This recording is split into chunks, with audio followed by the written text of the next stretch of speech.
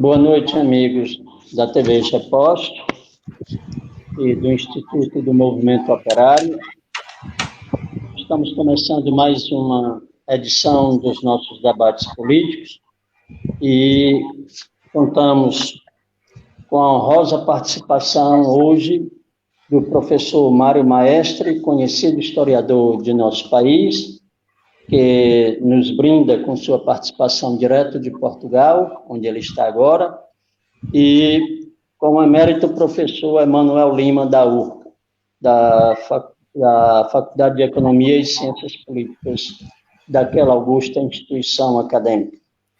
E hoje nós vamos tratar de um tema que é sempre polêmico e que normalmente tem criado um debate público por conta tanto do que foi, do que representou na história política de nosso país, como do presente em que vivemos com o governo pró-fascista de Bolsonaro. Nós estamos falando da ditadura militar, que é o tema do nosso debate de hoje. E eu gostaria de convidar o professor Mário Maestre para começar o nosso debate nos dizendo o que foi exatamente a ditadura militar. Professor Maestre. Na realidade, primeiro, boa noite a todos que estão nos escutando. Boa noite, aqui eu estou em Lisboa, né, já são mais de 10 horas. Né? Agradecer o convite, o prazer de estar aqui com os companheiros Emanuel, o companheiro Maurício, né, sob patrocínio do GEPOSH, né, para nós discutirmos a questão da ditadura militar, a ditadura militar de 64, né, que vem, né, de completar mais um aniversário, saudado, né, pelas diversas autoridades militares. E, na realidade, essa é uma questão extremamente importante para discutirmos, porque nós vivemos, né, atualmente num regime, eu acho que vamos discutir isso melhor mais tarde, né, um regime, nós poderíamos dizer, proto-militar, paramilitar, semi-militar, né? Nós vivemos hoje um regime autoritário, militarizado, né, onde que surgiu e se mantém de um golpe, né?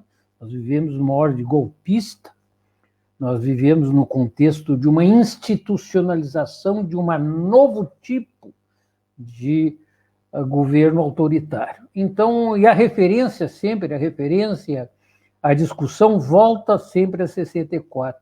Né?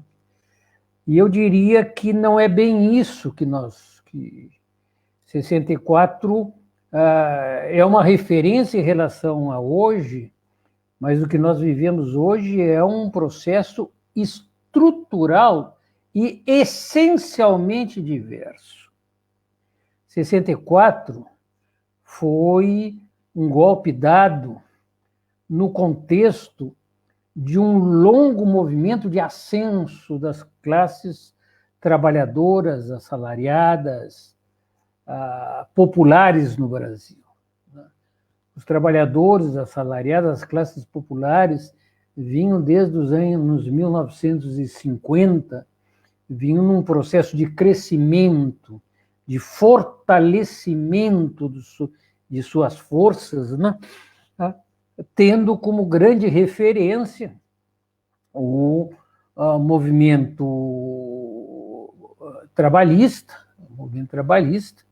e tendo como grande partido de esquerda daquele momento, o Partido Nacional, forte, organizado nas classes trabalhadoras, nas classes médias, né? O Partido Comunista Brasileiro.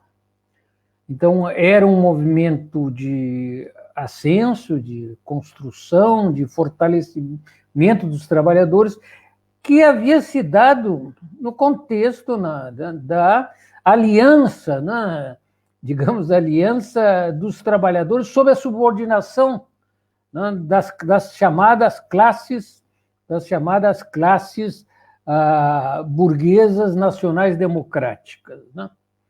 E o golpe se dá com o abandono de toda essa chamada burguesia nacional daquela época, né, que abandona esse bloco e se passa, né, para, né, uma aliança golpista, exatamente temendo aquele fortalecimento dos trabalhadores. Para ir rápido, né? E esse processo, então, nós temos um verdadeiro aborto, um fracasso, né, daquele avanço desde os anos 50 das classes trabalhadoras, sobretudo por falta de direção. O grande problema ali é a falta de direção. Houve uma traição, nós não podemos dizer que houve uma traição das direções trabalhistas às classes trabalhadoras, porque as direções trabalhistas eram direções democrático-burguesas, digamos. Elas jamais ultrapassavam a proposta de uma reforma da organização capitalista do país, a democratização. Esse era o programa delas, não pretendiam ir mais longe. Getúlio já se matara, né, se suicidara, preferindo não convocar os trabalhadores. O Jango, a mesma coisa, né? Agora, houve sim, né, o grande fracasso do Partido Comunista Brasileiro, que propôs aquela aliança, se submeteu os trabalhadores à chamada burguesia nacional, afirmava que não ia ter golpe, entregou os trabalhadores de mãos amarradas ao golpismo. E o golpismo foi um projeto de relançar a acumulação de capitais no país, né? Relançar a acumulação dos capitais do país, logicamente, através de uma superexploração dos trabalhadores. Não vou me demorar nisso aqui, não é? Porque para nós podermos ir adiante, mas uma superexploração dos trabalhadores e da população em geral. Agora, eu quero chamar a atenção, eu acho que seria importante nós discutirmos, né, que essa ditadura, ela se divide em dois momentos, né? Tanto que, né, se nós, de certa forma, se nós fôssemos da situação que nós encontramos hoje para o segundo momento da ditadura, nós ainda ganharíamos alguma coisa, nós estamos vivendo algo pior, né, do que naquela época.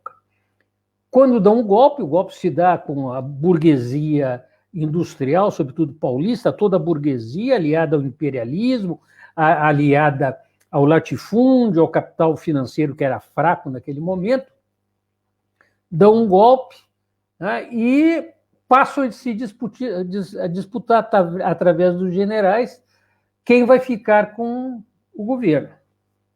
E quem ganha é o setor liberal,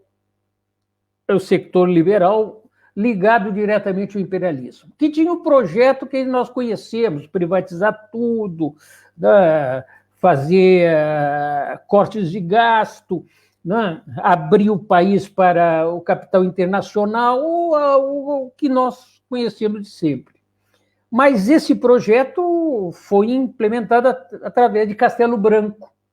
No Castelo Branco, a proposta era privatizar tudo e depois devolver para um regime civil controlado, né? Mas esse processo levou, né, a uma reação muito grande, desemprego, miséria, começou a retomar o movimento social e, sobretudo, não, a burguesia industrial que realizava o seu capital no Brasil, sobretudo a burguesia, os industrialistas paulistas, não aceitavam aquele regime, né? Recessão, né? E, na realidade, nós vamos ter em 67, né, um golpe no golpe, né? E os castelistas são deslocados, alguns falam que o próprio Castelo Branco teria morrido por atentado, naquele acidente aeronáutico, né? E vão subir os generais nacional-desenvolvimentistas, né, que retomam, de certa forma, o projeto do Getúlio, mas, né, dirigido para o mercado internacional e com os capitais vindos do exterior. Então, esse processo, claro que tudo isso através de uma exploração violenta dos trabalhadores. Então, eles propõem um Brasil grande. E nós vamos ver, naquele momento, uma enorme expansão das forças produtivas materiais do país, sobre as costas dos trabalhadores. Tanto que desenvolvimento não quer dizer desenvolvimento social. Desenvolvimento econômico não quer dizer desenvolvimento social. Mas, né, nós vamos ter generais desenvolvimentistas. Eles aumentam a Petrobras. São eles que fundam as universidades federais. São eles que vitaminam os órgãos de financiamento da pesquisa. São eles que criam uma série de outras empresas nacionais. São eles que reservam um mercado para a indústria nacional. Então, eles pretendem um Brasil grande. E essa proposta, sempre sobre as costas dos trabalhadores, né? E essa proposta vai tão longe que eles chegam a se chocar, né, com o imperialismo americano. Num determinado momento, por exemplo, eles retomam o projeto de Getúlio, né, e eles querem uma bomba atômica para o Brasil, porque se um país do nosso tamanho, né, se não temos a bomba atômica, não temos nada, né, não contamos para nada na política internacional. E chegam a furar o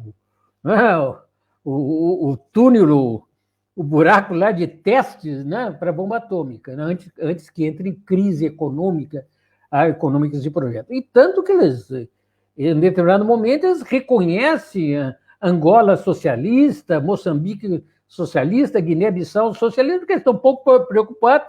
Eles querem mercado, eles querem um aliado com os Estados Unidos, mas com uma enorme autonomia nacional. Esses são os generais nacional desenvolvimentistas. Eu só digo isso para a gente compreender bem, né, o que nós estamos passando hoje. Os nossos generais que hoje estão no poder são generais do tempo do castelismo, são generais integristas, são generais que estão vendendo tudo, né? Estão vendendo tudo para ganhar alguma coisa nisso aí, né? O que os generais do tempo do Geisel construíram, eles estão destruindo, né? Porque não tem mais compromisso nem mesmo com esse projeto burguês, autoritário, né? Proposto sobre as costas dos trabalhadores. E nós poderemos ver, né, na continuação por que desaparece nesse momento, né, qualquer setor nas Forças Armadas, né, herdeiros daquele nacional desenvolvimentismo. Muito bem, professor Maestre. E, professor Manuel, quais foram as justificativas que os militares encontraram para a eclosão da ruptura com a democracia burguesa no Brasil?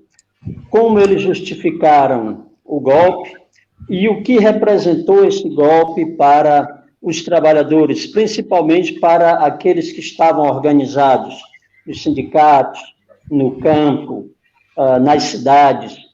O que representou a ditadura militar para a luta dos trabalhadores? Eu acho que a melhor explicação quem deu foi o Chico de Oliveira, quando falou que, após a ditadura se instalar no país, os salários em relação à renda nacional decresceu enormemente. E o mote do regime militar era combater a República Sindicalista, que era eufemismo para combater a herança do Vargas, né? Onde os trabalhadores tiveram algumas demandas atendidas e houve um forte processo de industrialização. Os militares tentaram várias vezes implementar um golpe no Brasil, né? Conseguiram depor o Getúlio, no final do Estado Novo, quando o Getúlio não interessava mais aos militares, né? Não é à toa que, em 55, Perón também é apeado do poder, né? Em 54, os norte-americanos também vão apear do poder o governo na República Dominicana, né? Aliás, na Guatemala, e há uma fortíssima repressão. Os militares tentam impedir a posse, levar o Getúlio ao suicídio, tentaram impedir a posse do Juscelino Kubitschek, e durante o governo de Juscelino Kubitschek houve 2 tentativas de golpe, né? Que foi a revolta de Aragaça, de Jacarecanga. Os militares brasileiros, após a sua participação na Guerra da Itália, o próprio Golbery Couto Silva disse que a melhor coisa que ocorreu é eles foram fazer treinamentos nos Estados Unidos. Então, eles estavam imbuídos dos valores liberais, né, e defendiam um Brasil potência regional, como falou o professor Maestro, subordinado aos Estados Unidos. O Golbery tem um livro chamado Geopolítica do Brasil, que ele defende que o Brasil deveria trabalhar em prol dos Estados Unidos, mas receber alguns dividendos econômicos e políticos, sendo uma potência regional e exercendo essa potência regional no Cone Sul da América Latina. Então, a explicação para o golpe de 64 é exatamente... não dá para compreendê-lo sem compreender a inserção subordinada do Brasil à economia mundial e à hegemonia norte-americana. Os Estados Unidos estabeleciam uma doutrina que era dominar a grande área, dominar a Eurásia, e vários presidentes norte-americanos, embora tivessem doutrinas geopolíticas distintas, doutrina Truman, doutrina Eisenhower, enfim, todos tiveram uma doutrina própria, mas não fugiam dessa ambição de dominar a grande área, que era a dominação mundial, né? Manter os países com as portas abertas para as mercadorias norte-americanas. O Plano Marshall atende a esse propósito, né? A própria Guerra Fria, que foi deflagrada em 47 com o discurso do Winston Churchill em Fulton, né, no Missouri, abriu a Guerra Fria. Então, a Guerra Fria era um biombro para manter os interesses norte-americanos e acuar a União Soviética, que tinha sido a grande vencedora na Segunda Guerra Mundial. Foi ela que enfrentou as hordes fascistas no teatro ali do leste europeu. Então, o segredo, a chave para compreender o golpe militar de 64 é compreender que os militares se opunham fortemente ao nacionalismo do Vargas, né? Porque eles achavam que Vargas tinha feito concessões à esquerda, ao PCB, aos sindicatos, e eles queriam controlar esse processo, e queriam tornar o Brasil subordinado aos interesses norte-americanos, e para isso era preciso restringir as liberdades democráticas, era preciso imprimir um forte arroxo salarial, atrair capital estrangeiro, porque não interessava mais um projeto nacional desenvolvimentista, como falou o professor Mário Maestro. Então, o Trotsky compreendia a economia mundial como uma totalidade orgânica. Então, a gente não pode compreender o golpe no Brasil, que antecedeu os demais golpes na América Latina, né? E aquele período havia um forte ciclo expansivo da economia mundial que favoreceu o Castelo. O Castelo tinha ligações com a UDN, né? Ele pretendia privatizar, a UDN era uma espécie de PSDB da época, que não conseguia ganhar as eleições, né? Então, existiam as vivandeiras que sempre iam aos quartéis coquetear os militares para que eles intervissem na situação política. Eu vi há pouco tempo, eu acho que foi ontem, o ex-secretário-geral do PT dando uma entrevista dizendo que as Forças Armadas têm que se profissionalizar. Só que isso é um erro estratégico. Quem deu o golpe no Chile foi um militar considerado profissional, que era o Pinochet. Foi ministro do Exército durante o governo da Allende. E quem deu o golpe no Brasil, capitaneou as hostes golpistas no Brasil, foi o Marechal Castelo Branco, que era considerado um militar profissional. Essa ideia da profissionalização das Forças Armadas na América Latina começou a partir do momento que o Maduque Grove, no Chile, certo, conseguiu ganhar eleições e apoiado pela esquerda. E, a partir daí, houve uma tirada, não é? Houve uma lição que os militares extraíram desse episódio, que era profissionalizar as Forças Armadas e impedir que os cabos, soldados, suboficiais tivessem expressão política. Então, a profissionalização das Forças Armadas não impede, por exemplo, que os oficiais tenham posições políticas, que eles se reúnem no clube militar. Então, isso é um erro estratégico.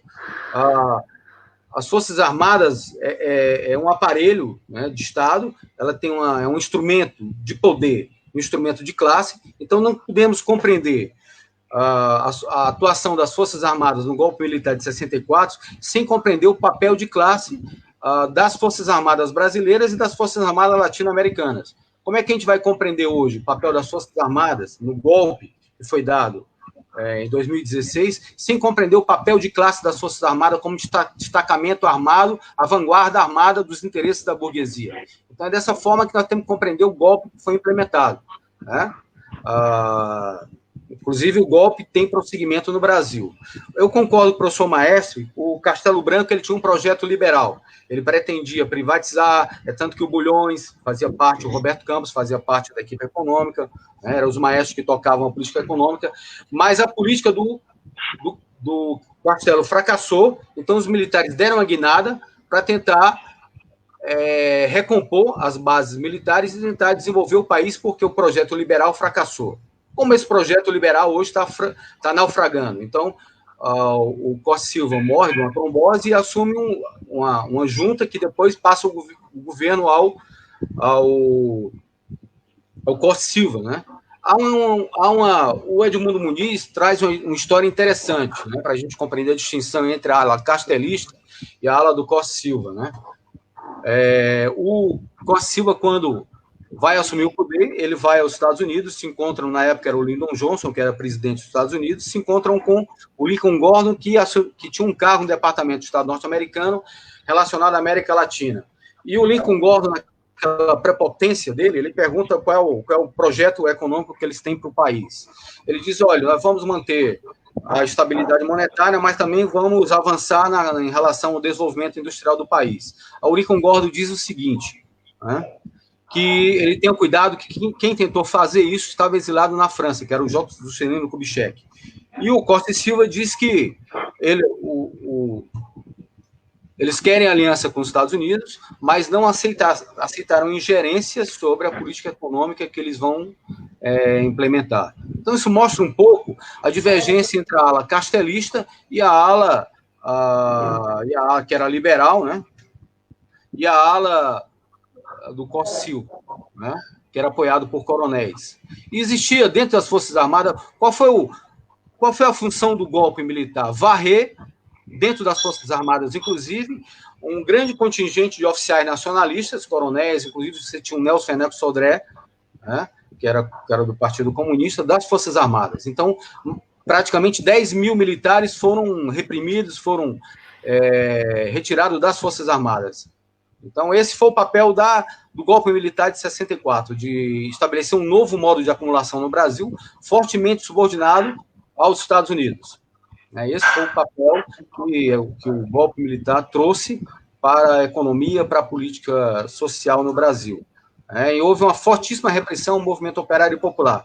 Diferente da lenda que foi estabelecida, que o Castelo seria mais liberal, as repressões e expurgo do funcionalismo público e do setor militar já começou com o Castelo, né?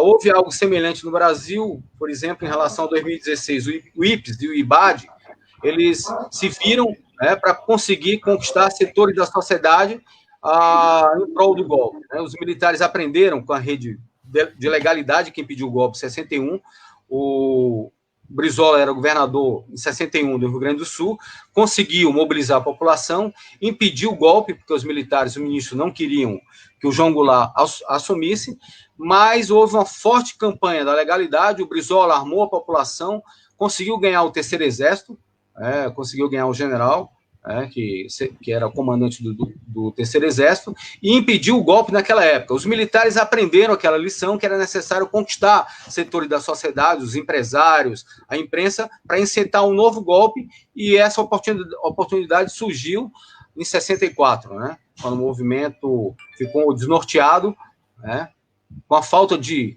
ação contra os golpistas, tanto da parte da esquerda como da parte do João Goulart.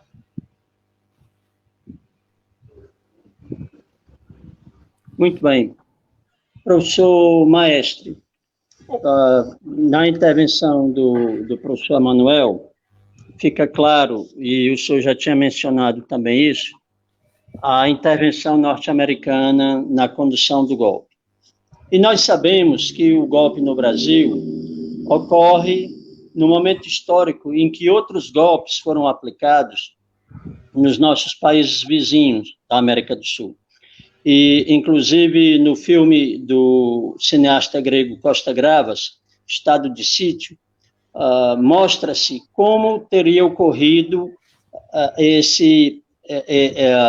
essa articulação do governo americano com as burguesias nacionais e com o alto comando das Forças Armadas dos países vizinhos, para que os golpes ocorressem no nosso continente, para privilegiar o capital americano aqui.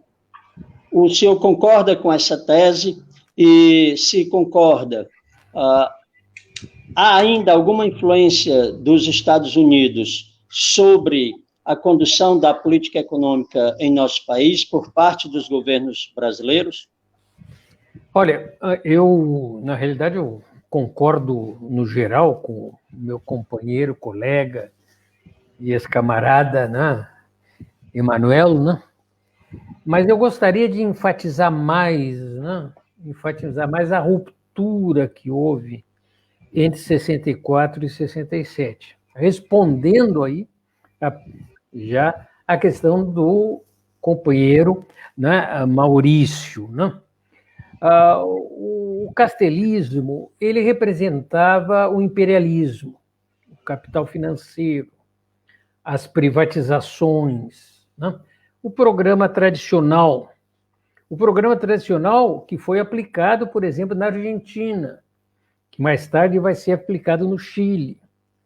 Mas isso não tem absolutamente nada a ver ao projeto que se aplica a partir de 67 no Brasil. Isso que nós temos que compreender, né? Isso é difícil, muitas vezes, de compreender, porque os dois regimes eram repressivos e os dois regimes, né, se organizavam para realizar uma superexploração dos trabalhadores e da população. Mas, a partir de 67, os militares que representavam a burguesia paulista, não representavam mais o imperialismo, não representavam mais diretamente o capital financeiro, representava a burguesia industrial, sobretudo paulista, né? O projeto era transformar o Brasil num país, numa potência internacional. Esse era o projeto. E aí nós podemos compreender coisas que se passam muito por cima, né? São os militares que fundam, né, e fortalecem, levam adiante a Embraer, né, que era para criar uma indústria, né, uma indústria aeronáutica e militar brasileira. São os militares que fundam a Engesa, que vitaminam a Engesa. Atualmente, ainda tem aqueles brucutus, tem carros armados do Brasil na Síria e no Iraque, era uma produção extremamente boa, né? E os militares brasileiros, né, contra o imperialismo, realizam o pacto atômico, o acordo atômico com a Alemanha e preparam a bomba atômica. A bomba atômica do Brasil estava pronta, ela está pronta de certa forma, né? Faltava só um ensaio, não é? Eles propõem reserva de mercado, né? Informática, não deixavam entrar nada que fosse para que a indústria brasileira tivesse, né, a tal ponto que o imperialismo, num determinado momento, o imperialismo se mobiliza pela queda dos militares. O capital financeiro, entende? 85, entende? Quem empurrou junto os trabalhadores, né, os trabalhadores e o grande capital, né, porque com a queda do regime nacional desenvolvimentista, que eu chamo de coturno. Eu gostaria de apresentar aqui, eu escrevi um livro ultimamente sobre isso, né? A Revolução e Contra-Revolução no Brasil, 1530 a 2019. Né? Então, eu defino ali como, né, nós tínhamos um nacional-desenvolvimentismo de coturno, diferente do Getúlio. O Getúlio, a produção se realizava no mercado interno, por isso que os salários tinham que crescer. O Getúlio era com capital nosso, né? E os militares pegaram empréstimos e enfatizaram as exportações. Enfatizando as exportações, pode haver uma dissociação entre o salário pago no Brasil, né, já que os produtos são realizados no exterior. Então, há uma contradição efetiva entre esse projeto e o imperialismo, não uma contradição ideológica. Os dois eram anticomunistas, não? Continuaram matando, né, comunistas, militantes, sindicalistas, estudantes, até o Geisel, até a época do Figueiredo, continuou esse processo, né? Entretanto, naquela época, foi uma época que, paradoxalmente, recuou o caráter neocolonial do Brasil. Foi numa época, entende, que a burguesia nacional teve mais força. A burguesia teve mais força sobre os destinos do país. Claro que tudo isso nas costas, na opressão dos trabalhadores, da população, dos direitos, né? Havia um projeto, esse projeto grande, né? Agora, a queda, a crise econômica, a crise internacional, que o colega se referiu, ele inviabiliza esse projeto, né? Até porque esse projeto poderia ter ido adiante, né? Numa reflexão contrafactual, numa hipotética, né? Se os militares tivessem feito uma aliança com a população dos trabalhadores e negado a dívida, né, e realizado outro projeto, esse projeto econômico poderia ter ido um pouco adiante. Mas não, houve um bloqueio, esse bloqueio econômico contraditório. E é importante compreender esse fenômeno porque, né, qual é o final desse regime nacional desenvolvimentista de coturno? É que as forças produtivas materiais no Brasil cresceram, né? Isso aí que nós não podemos esquecer. Entende? Qual é que foi o grande resultado do milagre? O grande resultado do milagre foi o enorme proletariado, o novo proletariado metalmecânico, né? Metalúrgico. O Lula, o PT, a CUT, são os resultados contraditórios, antagônicos deste milagre, desta superexploração, desse projeto de construção de um país burguês, autoritário, né? Mas como uma potência internacional. Então, quando termina isso, nós temos uma classe trabalhadora que, né, sobretudo em 79, eu chamo o Ano Vermelho, né, foi quando funda o PT, não o PT de agora, né, aquele PT daquela época, que hoje a ideia é construir lá embaixo, né, o PT, né, tendencialmente socialista, a CUT, né, formada com as oposições, né, combativas, né, a CUT tendencialmente anticapitalista, tudo isso é produto dessa enorme expansão das forças produtivas materiais. Que quem está por trás desses militares, como eu falei, é sobretudo as classes, né, burguesas, industriais, paulistas e mineiras, né, com o seu representante. Não é por nada que o grande homem da economia durante todo esse tempo foi Delfim Neto, né, desde gurizinho, né, Delfim Neto, que era o representante direto desse capital paulista. Então, ali havia uma certa autonomia relativa em relação ao imperialismo. Tanto como eu falei, foram apoiar o MPLA, foram apoiar na Frelimo, foram apoiar a libertação de Guiné-Bissau, né? Pouco preocupados, né, que o que eles queriam mercado, queriam um mercado para o capital monopólico que eles estavam formando no Brasil. Atenção, eles estavam criando as condições para uma formação de um capital monopólico. E criaram o Banco do Brasil, Caixa Econômica Federal, Petrobras, né, as mineradoras, na Vale, né, aquela poderosa Vale, né? Então, criaram um capital monopólico que era uma tentativa de fazer um Estados Unidos pequenininho. Os Estados Unidos pequenininho, claro que os Estados Unidos não desejavam isso.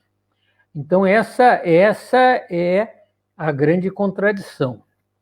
Depois que caem esses regimes militares, né, todos os regimes, todos os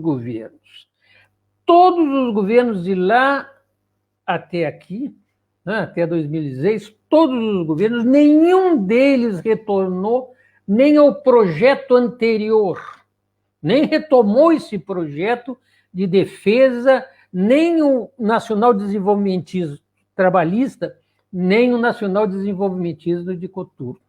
Todos eles investiram, né, nas exportações, todos eles investiram na abertura do capital, da indústria, da produção aos capitais internacionais. Então, nós entramos, né, em todos os governos, FHC, Collor de Mello, Lula, Dilma, todos avançaram nesse sentido. Um sentido que levou a uma enorme desindustrialização, desnacionalização do país, né? A própria burguesia, aquela burguesia paulista foi sendo absorvida, se metamorfoseando, se globalizando nesse processo. Ela desaparece como autonomia. E aí a resposta que eu daria ao companheiro Maurício é a conclusão dessa investigação, né, que eu fiz e desenvolvi e apresentei nesse livro, Revolução e Contra-Revolução no Brasil, né, que vai... Na realidade, o golpe de 2016 não tem absolutamente nada a ver com o golpe de 1964, e muito menos de 1967. Eu gostaria claro que eu gostaria de outra coisa, né? Mas se fosse aquilo lá. Porque, como eu disse, o golpe de 2000, a equipe de 1967 entregou o país quebrado, metamorfoseado, os trabalhadores nunca recuaram, mas as forças produtivas haviam crescido. Este golpe, este regime, é através da destruição das forças produtivas nacionais do país. A primeira coisa que fez esse governo foi destruir o pouco de capital monopólico que nós tínhamos. As grandes empreiteiras que surgiram com Getúlio se fortaleceram durante 67. Né? Todas essas grandes, né, Aldebrecht, Camargo Correia, tudo isso se construíram no processo de 67, à custa da exploração, morte e vida dos arigosos do mundo. Agora, esse regime, Maurício, esse regime é o regime onde as classes dominantes do Brasil, na minha interpretação, pela primeira vez da história, desde o período colonial, perde o controle não apenas da economia, perde o controle, né, dos próprios elementos políticos, das decisões políticas nacionais. Hoje, quem manda no país é o imperialismo, é o grande capital. Essa nós temos que compreender. É claro que esse comando é um comando que se dá em cascata. Tem os players, tem os executivos, né, nacionais.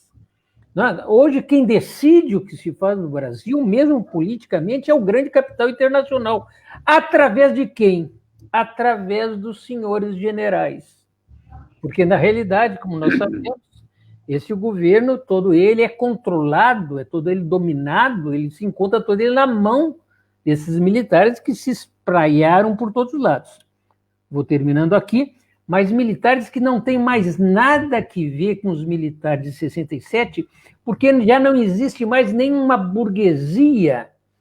O colega colocava com toda razão, os militares são expressão das classes dominantes, né? Na colônia, eles expressavam os escravistas. No Império, eles expressavam os escravistas, defenderam a escravidão até 88. Na República Velha, o exército defendia as oligarquias agrárias.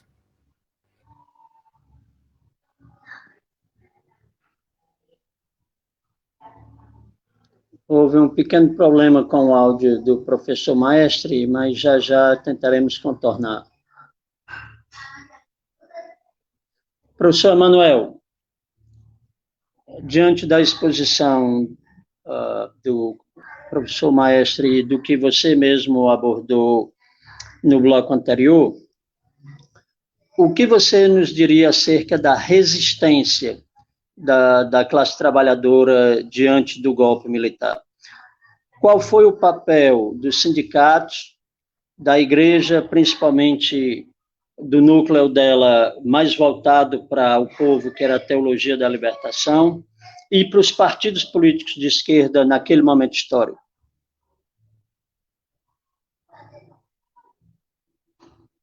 Os militares de hoje são totalmente distintos dos militares daquela época. Até porque a sombra dos nacionalistas e dos comunistas nas Forças Armadas era muito forte na década de 64. Você tinha o Albuquerque Lima, que era um nacionalista de direita, né? Então, aquele peso da esquerda militar, né, era muito forte. Hoje nós não temos mais esses generais ou coronéis que são nacionalistas. É tanto que o general Othon foi preso e não houve nenhuma resistência das Forças Armadas contra a prisão do general Othon, que estava à frente da construção do submarino nuclear brasileiro. Não há nenhuma discordância em relação a isso. Agora, o golpe de 2016 só foi possível com o aval do alto comando das Forças Armadas. Nenhum golpe é possível sem um aval e sem a participação ativa ou as Forças Armadas por trás desse golpe, né? Hoje está claro, né, que o general Heleno, o general Vilas Boas, todos eles estavam por trás desse golpe. E as próprias Forças Armadas, né? Então, é isso que eu queria falar. E o que o professor Mário Maestro falou em relação ao nacionalismo está correto. Por exemplo, o Jimmy Carter, né, ele exaltou o Shah Reza Pahlavi, mas ao mesmo tempo era contra, porque o Irã era um dos principais aliados dos Estados Unidos naquela área, mas ao mesmo tempo ficou contra a ditadura militar brasileira, porque a ditadura militar brasileira, assim como a sul-coreana do Park Chung-hee, construíram um parque industrial diversificado e significativamente robusto. Então, os americanos começaram a tentar criticar essas ditaduras militares, porque eles queriam entrar em crise, o mundo estava numa crise, eles queriam vender suas mercadorias, e a ditadura não tinha mais nenhuma serventia, eles queriam uma transição para um regime democrático.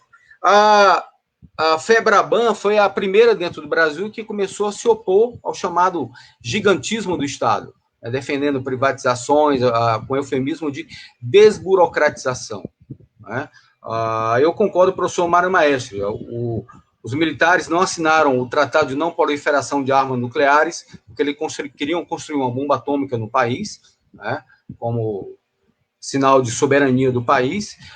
O Silvio Frota tentou um golpe contra o Geisel, porque eles diziam que o Geisel tinha reconhecido o governo de Angola, Guiné-Bissau, Moçambique, e tinha reconhecido a Revolução Portuguesa, o governo que saiu da Revolução Portuguesa de 74, então esses elementos são importantes, o professor Mário Maestro colocou. As Forças Armadas de hoje são profundamente entreguistas, né? Não tem nada de nacionalismo. Pode ser que surja setores do baixo oficialato, ninguém sabe, porque ninguém tem um quadro hoje das Forças Armadas brasileiras, mas certamente vai haver alguma resistência no baixo escalão das Forças Armadas, né? Pode ser que surja, mas para isso é necessário uma intervenção da esquerda independente, né? Coisa que não há até o presente momento. Nós estamos, a esquerda brasileira, excetuando pouquíssimas figuras, né, estão colocando esperança agora que o poder fique nas mãos do Mourão, que é um fascista, né, e que vai tocar essa política junto com os militares e com aqueles que deram o golpe em 2016. Então, qual foi a resistência que ocorreu? Desde o início, a classe trabalhadora queria resistir ao golpe, né? Os militares e de esquerda queriam resistir ao golpe, mas o João Goulart, ele ficou preso à inação, né, pelo próprio caráter moderado de João Goulart e pelos laços de classe do próprio governo com setores da burguesia. Ele dizia que não queria um banho de sangue, acabou havendo um banho de sangue só de um lado.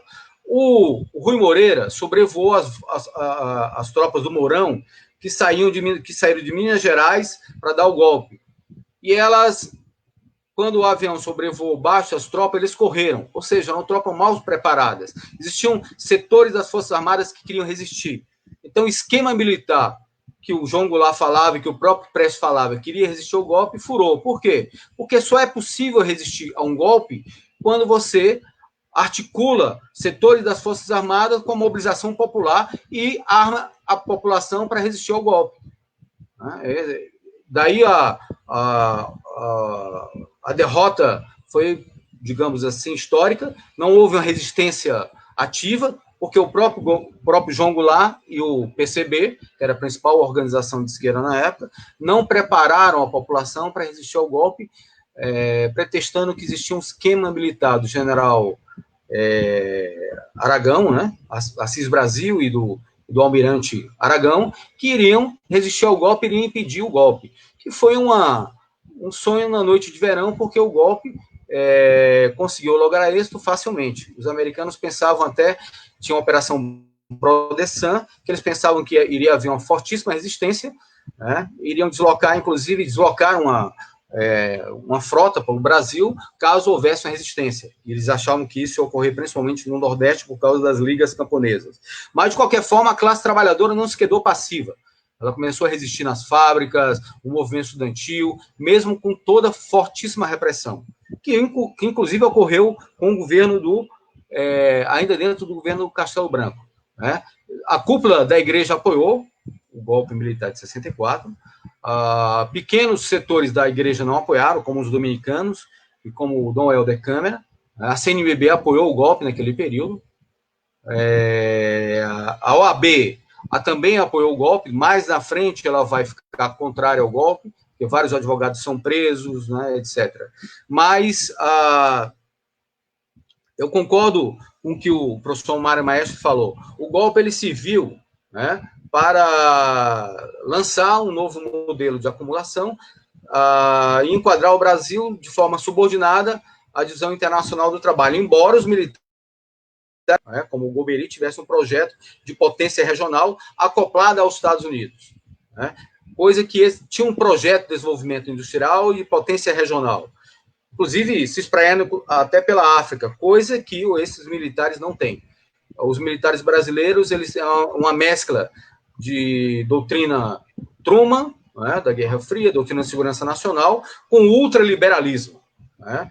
E os militares conseguiram passar 21 anos no poder, não foi só por causa da repressão, porque eles desenvolveram as forças produtivas, desenvolveram o CNPq, a Unicamp, né, foi fundada para ser digamos assim, prover de quadros técnicos às multinacionais naquele período. Então, os militares também viram esse papel de tecnologia para desenvolver o país, coisa que esses não têm, né?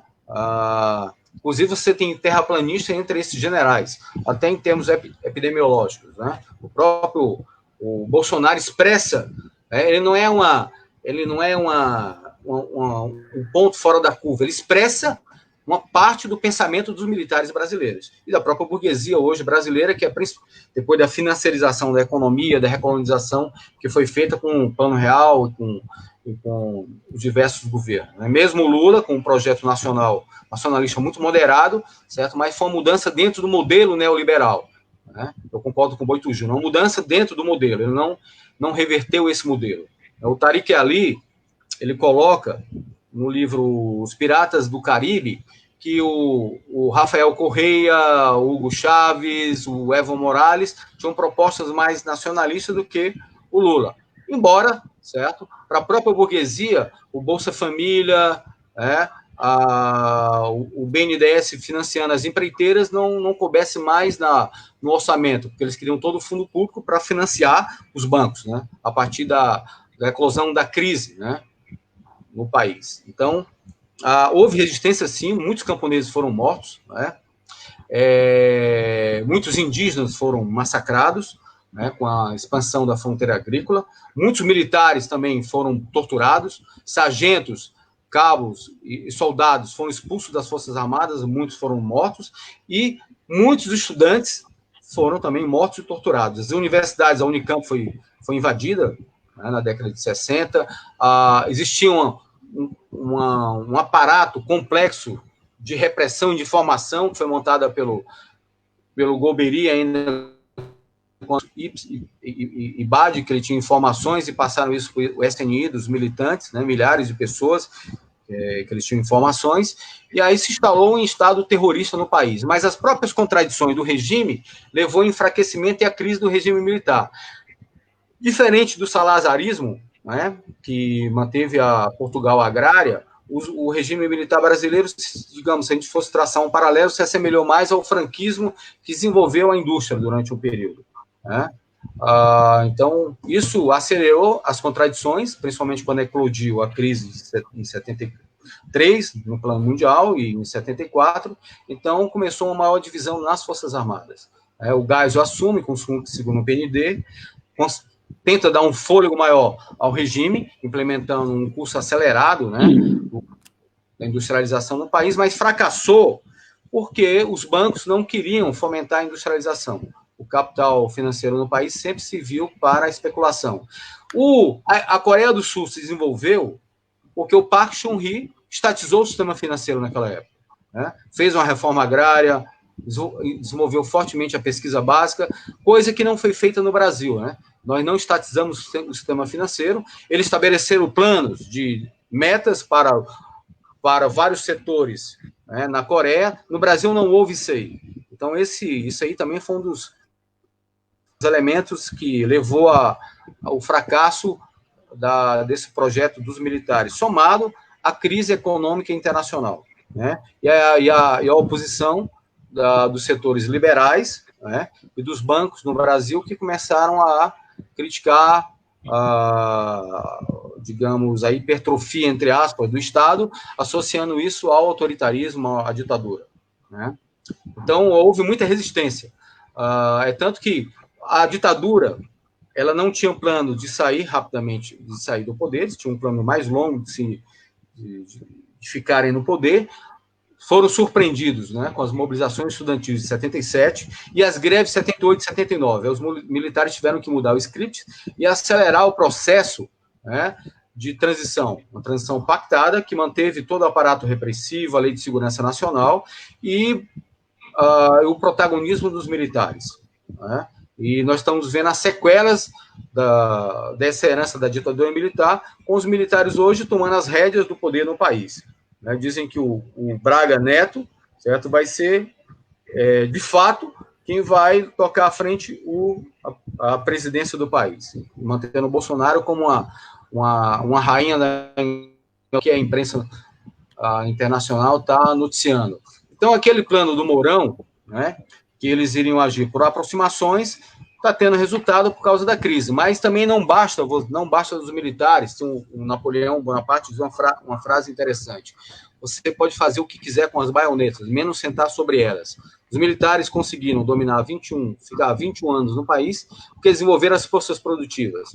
Esses aí não poderão dominar só através da violência. Então, vai se abrir uma rota de muita estabilidade econômica, política no país, que abre a possibilidade para a construção de um partido operário com audiência de massa no país. Se ele tiver uma estratégia, né, se ele tiver um programa claro de ganhar os setores populares e mantiver a independência, inclusive dos governadores, das várias representações políticas do centro, da burguesia, que estão se opondo agora, digamos, pontualmente ao Bolsonaro.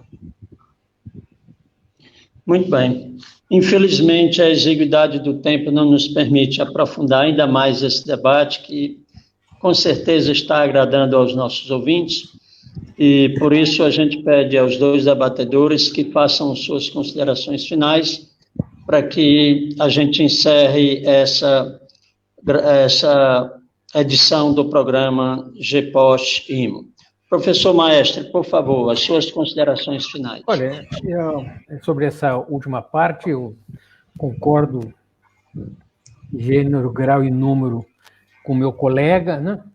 Eu enfatizaria um pouco mais essa potência regional. Eles terminaram exportando para o Iraque, né? O projeto era muito maior. Eu acho que a gente teria que discutir mais, né, com mais calma, a resistência no período da ditadura militar. Aí eu já participei desde praticamente do começo até o final, né? Na realidade, eu acho que a resistência foi muito menor do que poderia ter sido, né? Ela não foi essa resistência. Por quê? Porque faltou sempre uma direção, né? Faltou sempre uma direção. A classe trabalhadora teve uma derrota histórica em 64, sem nenhuma direção dizendo e comandando para onde lutar. Quando retoma, né, foi necessário algum tempo, né, para tomar ar, né, quando retoma em 66 e 67, né, o Partido Comunista Brasileiro retoma, volta àquela política de colaboração. E, por outro lado, a esquerda revolucionária, explode numa constelação de pequenas organizações com uma política pequeno-burguesa, militarista, vanguardista, né? Que abandona, literalmente, a classe trabalhadora à sua sorte. Para vocês terem uma ideia disso aí, né? A greve de Osasco, extremamente importante, né? O principal comandante, dirigente da greve foi o meu amigo Ibrahim, né? José Ibrahim, um garotão na época, se compreende, né? Metalúrgico, e ele realiza a greve e se prepara para partir para a luta armada, né? Então, o que nós vamos ter, o que nós vamos conhecer é um abandono total da classe trabalhadora, com uma classe média, por um lado, radicalizada, que vai à luta, e por aqueles militares.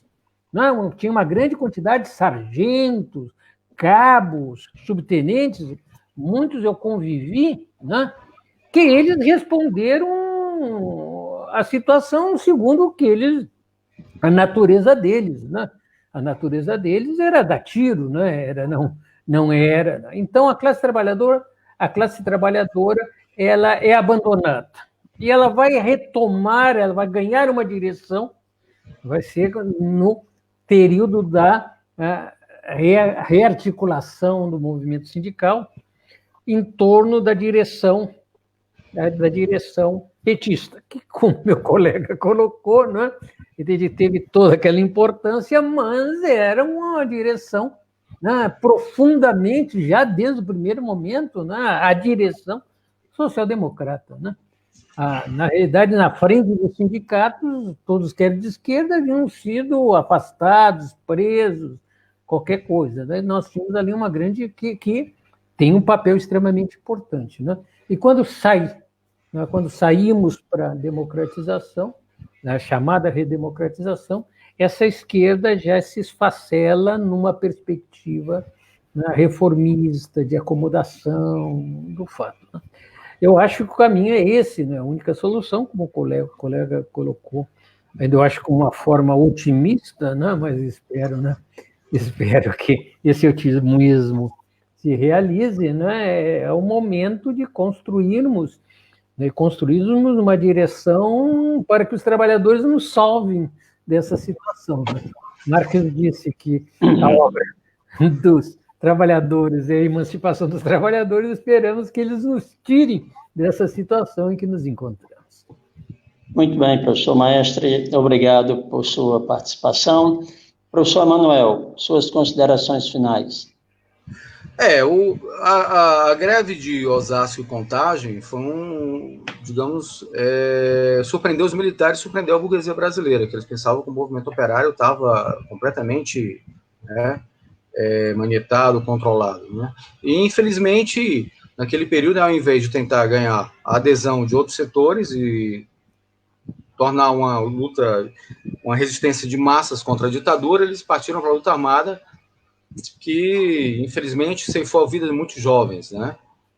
Mas as greves do ABC e o movimento estudantil, eles vão ser retomados a partir de 77, 78, 79, e mostra claramente que o único setor consequente que pode derrotar uma ditadura é a classe trabalhadora aliada a outros setores, e ela sendo dirigente desse processo.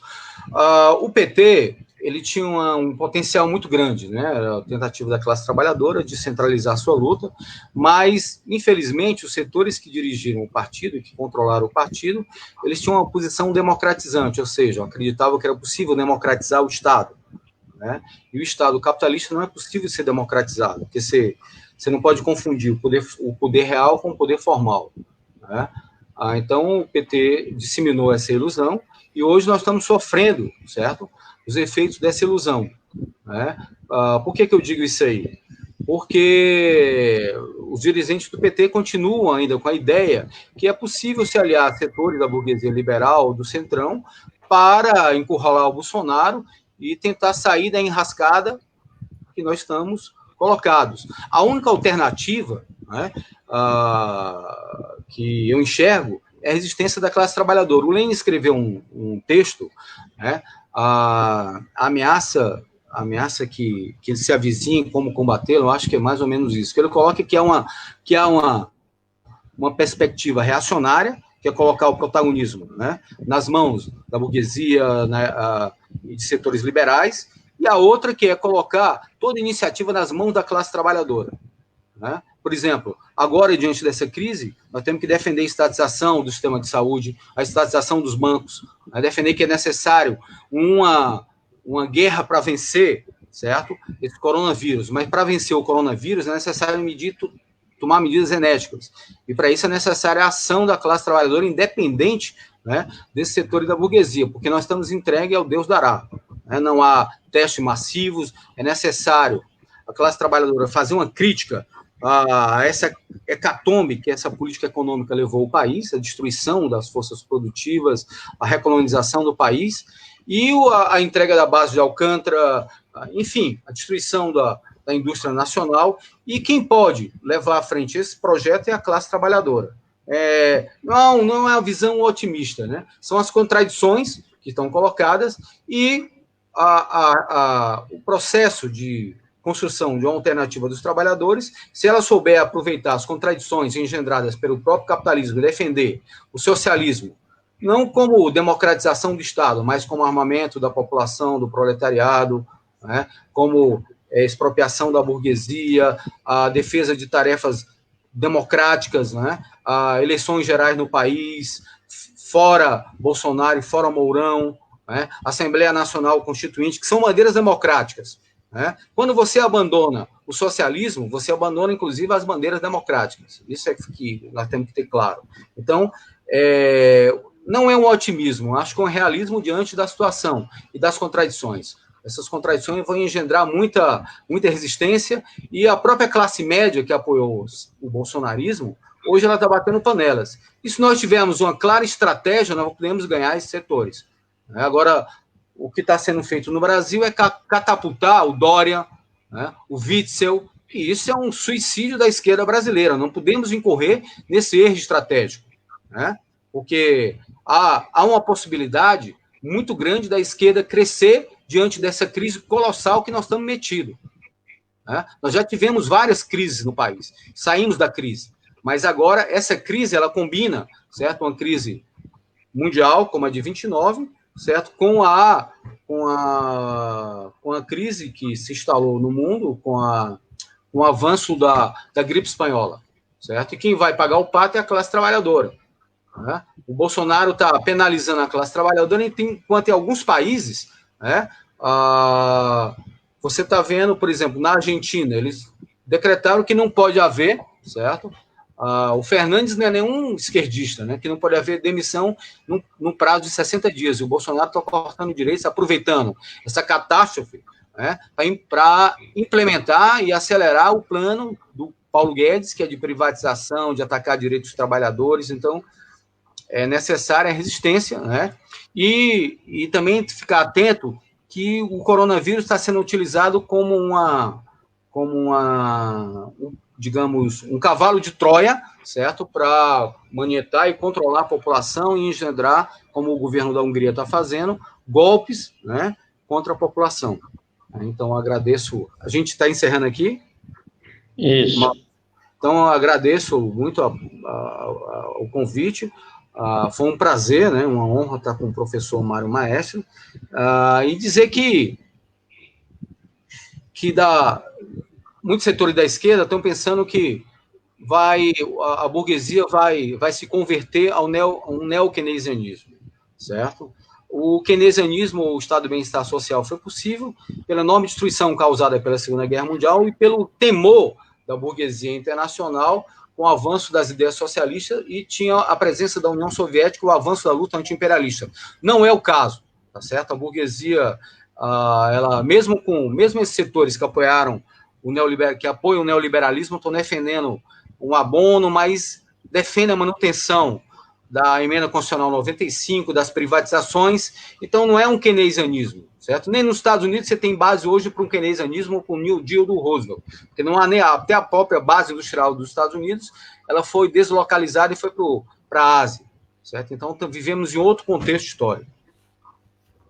Muito obrigado aí pelo convite. Muito obrigado aos professores Mário Maestre e Emanuel Lima. E aos ouvintes que estiveram conosco. Eu queria só fazer uma pergunta ao professor Mário Maestro, quando ele vai lançar o livro dele? Já lancei. Quem quiser está no clube de autores. Pode conseguir em todo o Brasil. Obrigado. Muito bem.